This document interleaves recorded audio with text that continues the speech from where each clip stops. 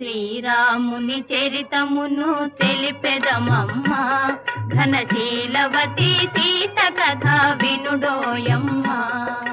శ్రీరాముని చరితమును తెలిపెదమమ్మా, ఘనశీలవతి సీత కథ వినుడోయమ్మా.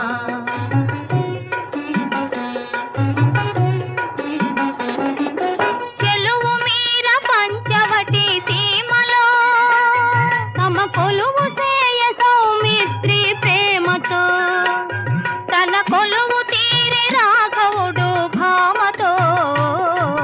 శ్రీరాముని చరితమును తెలిపెదమమ్మా, ఘనశీలవతి సీత కథ వినుడోయమ్మా.